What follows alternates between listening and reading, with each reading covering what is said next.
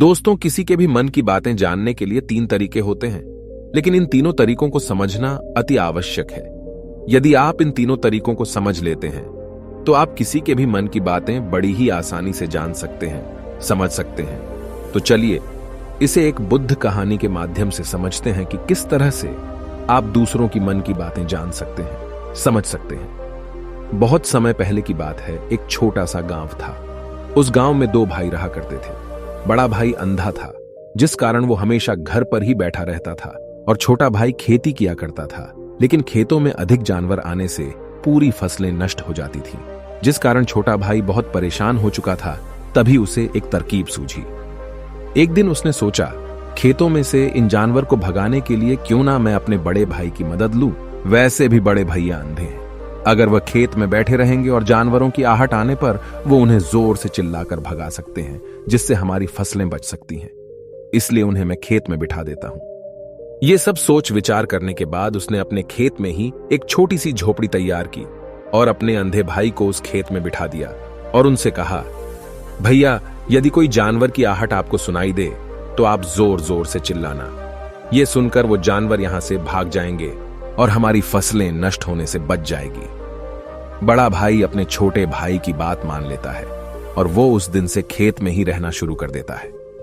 जब भी किसी जानवर की आहट उसे सुनाई देती तो वो तुरंत जोर जोर से चिल्लाना शुरू कर देता, जिससे वो जानवर उसके खेतों से भाग जाते।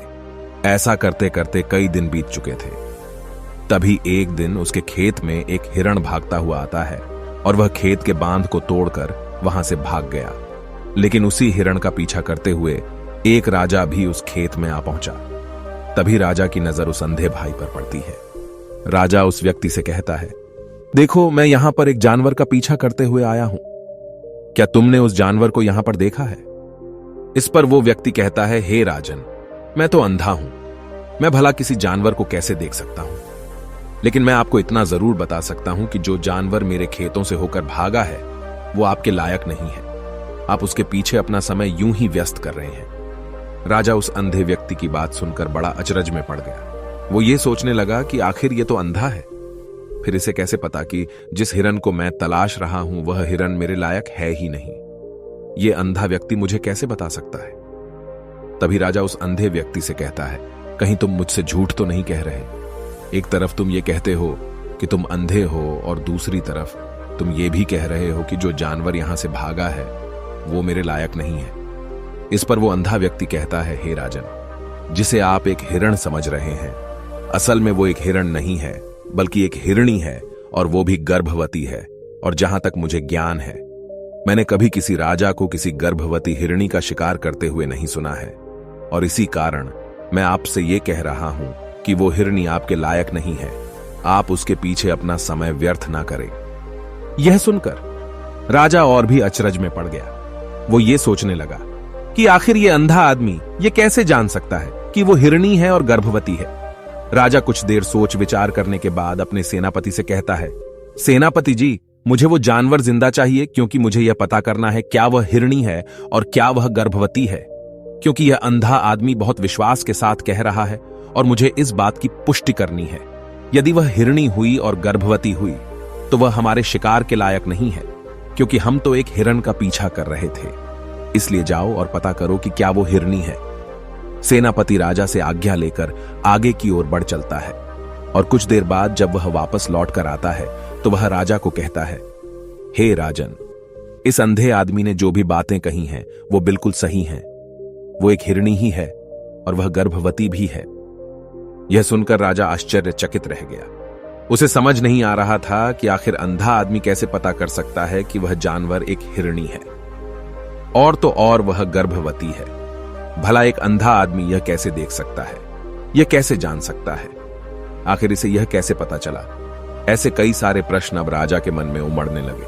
अब राजा ने यह ठान लिया था कि मुझे इस बात की तह तक पहुंचना ही है कि आखिर यह अंधा आदमी कैसे जानता है कि वह जानवर एक हिरणी है।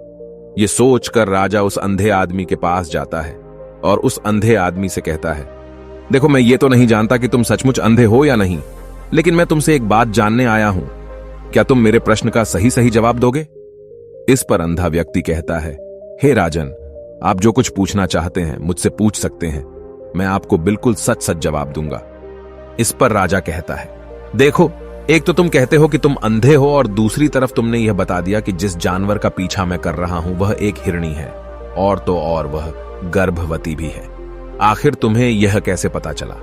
तुम्हारे खेत में और भी तो जानवर आते होंगे, और भी तो जानवर यहां से गुजरते होंगे, फिर तुमने यह कैसे अंदाजा लगाया? तभी वह अंधा व्यक्ति राजा से कहता है, हे राजन, आप जिस हिरणी का पीछा कर रहे थे वही हिरणी जब मेरे खेत में आई, उसकी रफ्तार और उसके भागने की आहट से मुझे यह एहसास हो चुका था कि यह एक हिरणी है, और मेरे खेत की जो बांध है वह बहुत छोटी है, उसकी ऊंचाई ज्यादा नहीं है। यदि कोई हिरण होता तो उस बांध को बड़ी आसानी से लांघ जाता, लेकिन वह हिरणी इस बांध को तोड़कर भागी है, और यदि वह इस बांध को छलांग लगाकर पार करने का प्रयास करती तो इससे उसके बच्चे को खतरा होता, और इसी बात से मैंने यह पता लगा लिया कि वह गर्भवती है। इस कारण वह ज्यादा ऊंची छलांग न लगाकर मेरे खेत की बांध को तोड़ते हुए भाग गई। इस पर राजा के मन में एक और प्रश्न उठा। राजा ने कहा, किंतु तुम्हें कैसे पता चला कि वो एक हिरणी ही है, और भी तो कोई जानवर यहां पर आ सकते हैं? इस पर वो अंधा व्यक्ति कहता है, हे राजन, मैं पूरा दिन सुबह शाम यहीं पर बैठा रहता हूं, और मेरी सुनने की शक्ति बहुत तेज है।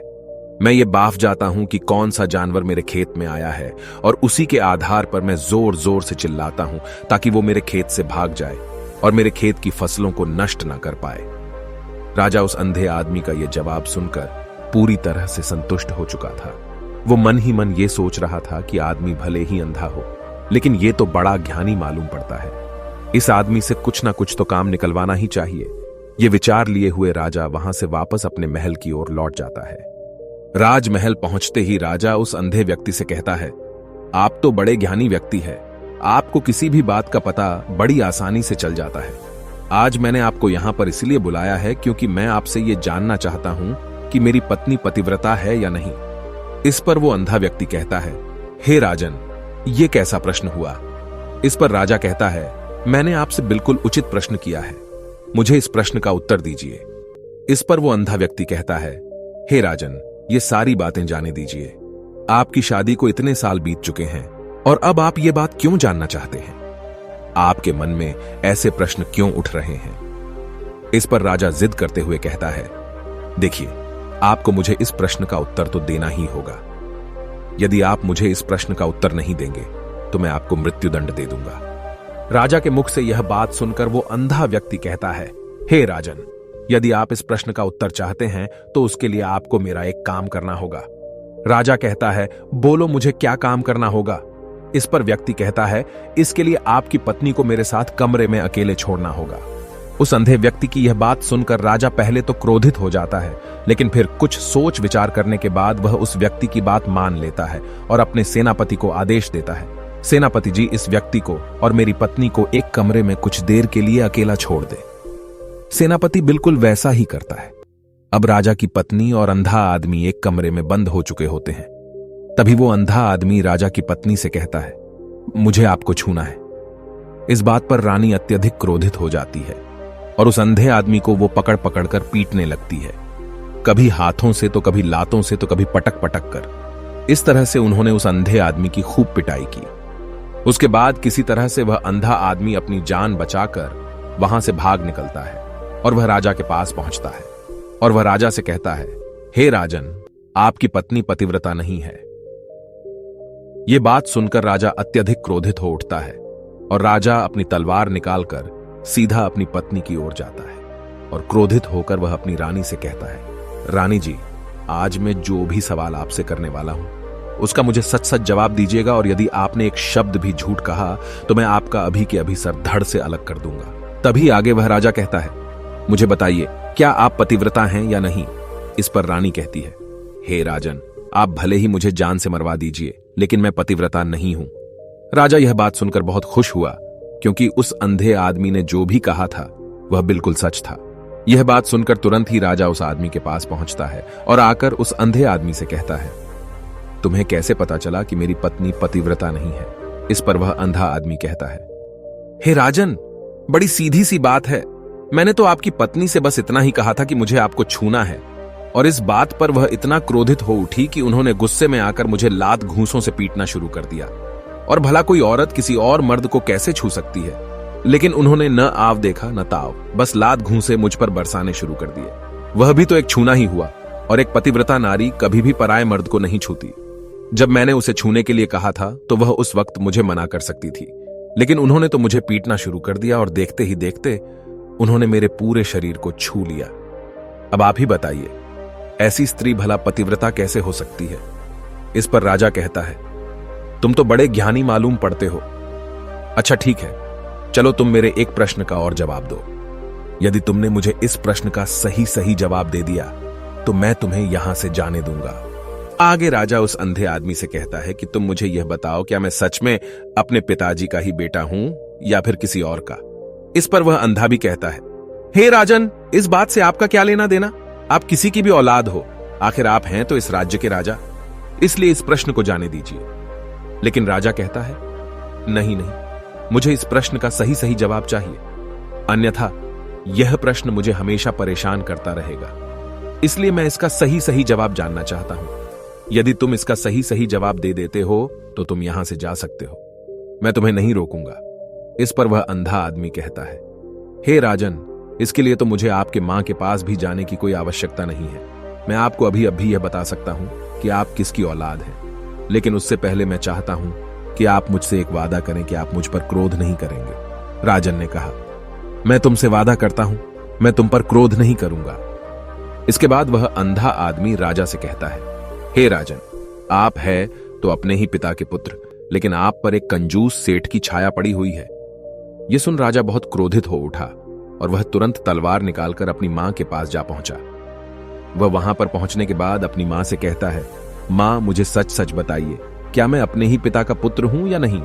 यदि आपने मुझे सही सही नहीं बताया तो वह यहीं पर अपने प्राण त्याग दूंगा। मुझे बताओ, क्या सच है? इस पर उस राजा की मां कहती है, बेटा, तू है तो अपने ही पिता का पुत्र, लेकिन तुम्हारे ऊपर एक कंजूस सेठ की छाया पड़ी हुई है। जब मैं एक बार नहाने के बाद अपना मुंह आईने में देख रही थी, तभी उस कांच के पीछे मुझे एक कंजूस सेठ नजर आता है और उसी की छाया तुम पर पड़ चुकी है। यह सुन राजा बहुत खुश हो जाता है और वह तुरंत दौड़ा दौड़ा वापस उस अंधे आदमी के पास पहुंचता है और उस अंधे आदमी से कहता है, तुम्हें यह कैसे पता चला कि मुझ पर एक कंजूस सेठ की छाया पड़ी हुई है? इस पर वह आदमी कहता है, हे राजन, आपने मुझसे कई सारे सवाल पूछे जिनका जवाब मैंने आपको सही सही दिया है। यदि कोई और राजा होता तो मुझे इसके बदले में ढेरों सारे इनाम मिल चुके होते, लेकिन अब तक आपने एक फूटी कौड़ी तक नहीं दी है। इस बात से ही मैंने अंदाजा लगा लिया था कि आप बहुत कंजूस हो। यह बात सुनकर राजा जोर जोर से हंसने लगा और कहता है कि आप जो भी मांगेंगे वह मैं आपको अवश्य दूंगा, लेकिन मुझे यह बताओ कि तुम्हें कैसे पता चल जाता है कि कौन सी बात सही है और कौन सी गलत? तुम किसी भी बात का इतना सटीक और सही जवाब कैसे दे पाते हो?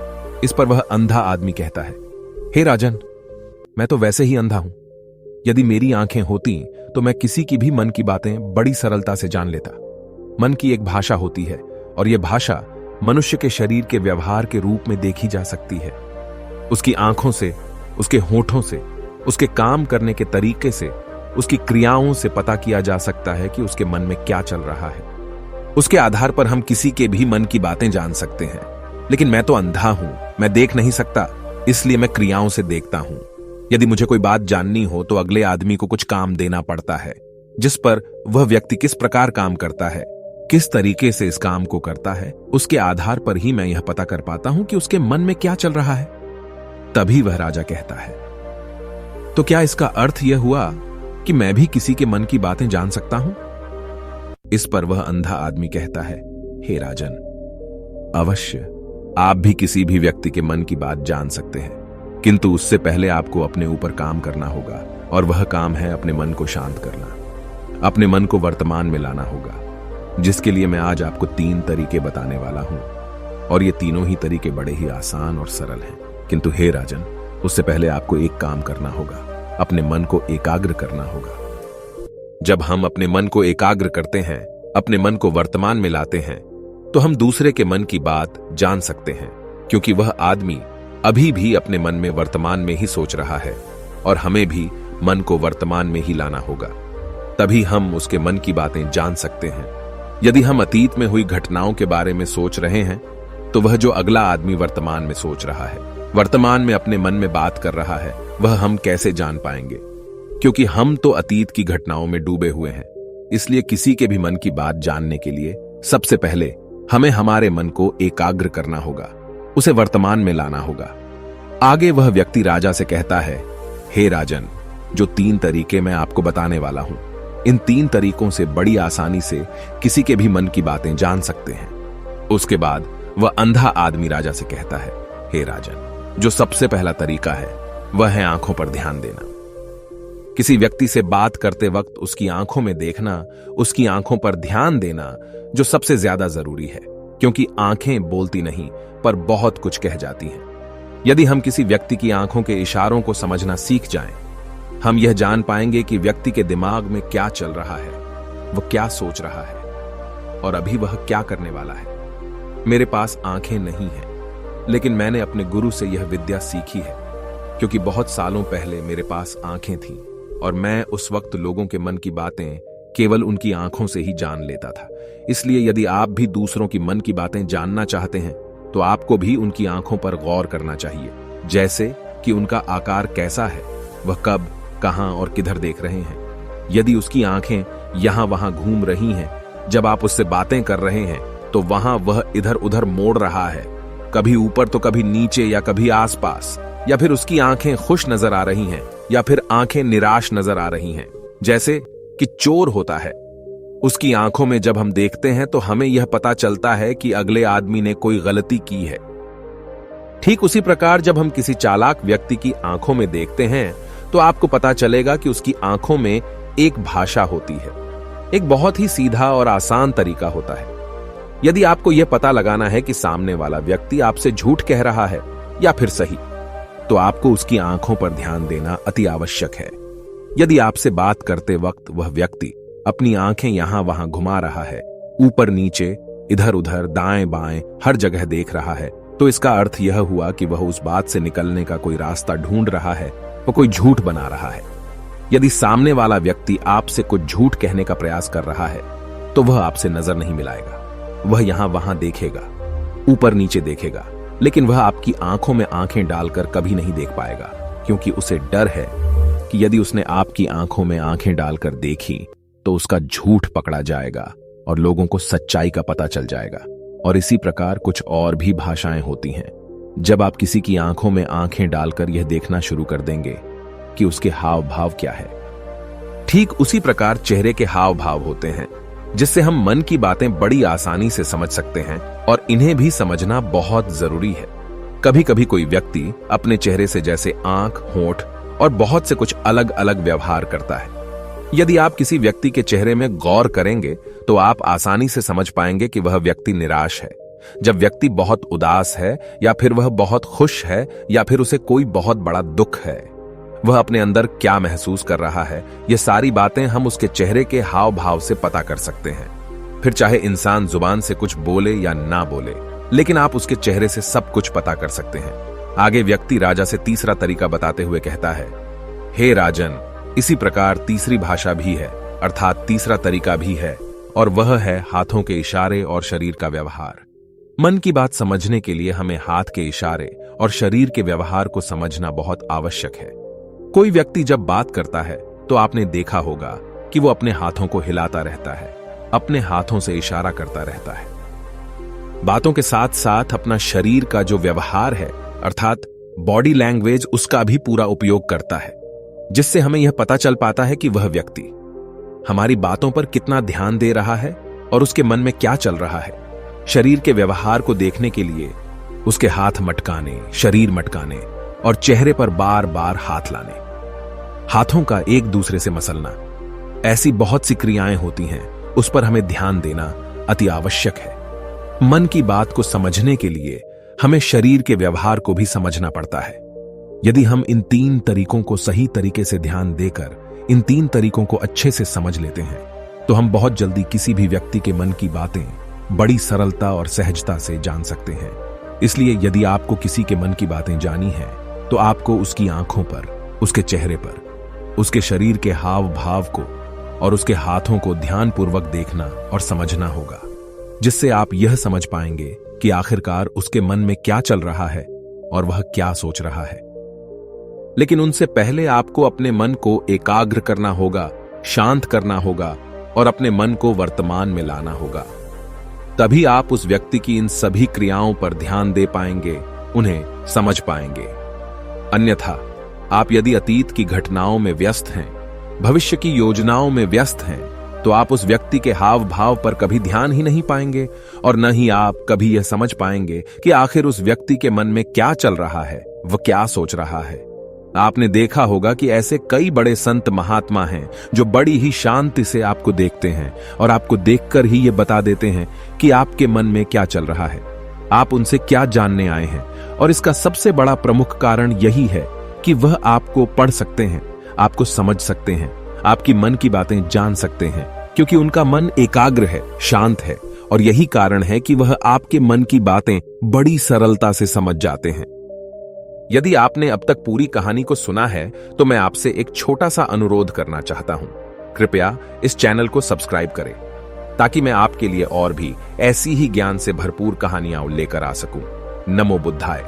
मिलते हैं एक नई कहानी के साथ अगली वीडियो में।